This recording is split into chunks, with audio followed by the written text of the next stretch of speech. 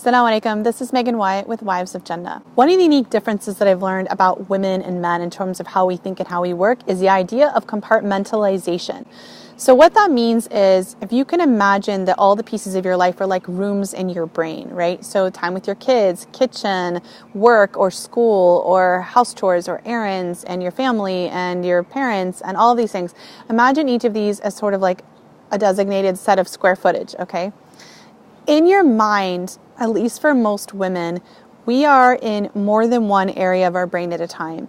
You can be both taking care of dinner while talking to a child about schoolwork, while also being conscious of the fact that there's an email that you need to respond to, while also remembering you have to put an appointment on the calendar on the fridge, while also remembering not to stir the onions while you're cooking, right? We tend to multitask and think about different things all at once. We're good at multitasking by our nature. Men, on the other hand, tend to be very focused on one single thing at a time.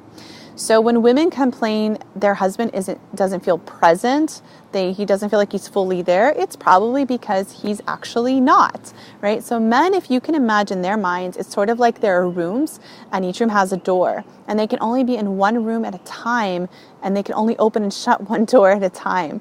So if a man is in his work room, in his head, as long as he's there, he can't be emotionally present with his wife. He's not going to be emotionally present with his kids. And maybe he can do a little, hey, how are you doing? Or a quick hug when he comes home for you. But in general, if his mind is still in the room for work and that door is shut, then he's not really interacting. So maybe at best you can think of it like he's got windows with screens and like he can wave, he can talk really quickly, but his brain is somewhere else. On the flip side of that, when he decides to enter to the room of you, right, then the only thing he's focused on is going to be you. And that's where you're going to get full presence. What is the circumstances that allow him to be in a room in his mind only with you? Or maybe you, and if you have children, you and your kids. So maybe family space can be shared. In general, men are very compartmentalized. So they compartmentalize feelings, they compartmentalize their focus, they compartmentalize their energy. Which is why for a lot of men that work outside the home, they come home and you find them on their phones, on the television, on the computers, really not wanting to engage. And part of the reason for that is it's like a hallway.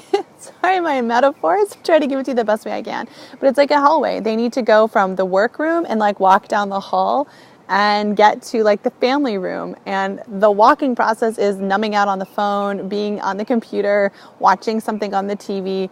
It's like there's a process for that, right? So once they go from one room, they have to transition. Unfortunately, some men don't know how to transition. So they're not aware of the fact that they're compartmentally still in one place. So that's why some people say their husbands are never available. They never open up. They never engage. They're never interested in what's going on because they're somewhere else in a room.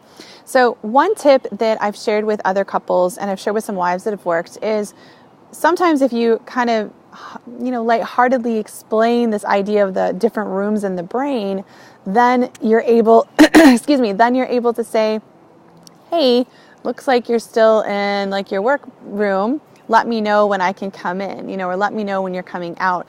And it's sort of a little, mental reminder that they're not fully there yet. It's not confrontational. It's not blameworthy. It's not critical, but it's just kind of like hey, like it'd be really great to connect with you or talk to you or to feel like you're present, but without having to say all of that.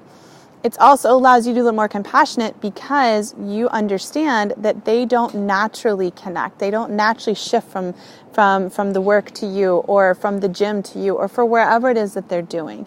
That helps women also understand a little bit about how to have emotional discussions and when to have emotional discussions or things that are kind of tense, is making sure that their husband's in the right room. Again, I know this might seem like a lot of mental gymnastics, because at least for us women, because as us females, this doesn't make any sense like whatsoever, right? We are available almost all the time. Emotionally, we're almost always available, and we can be in different rooms at the same time. We can move quickly between everything. This is really weird for us.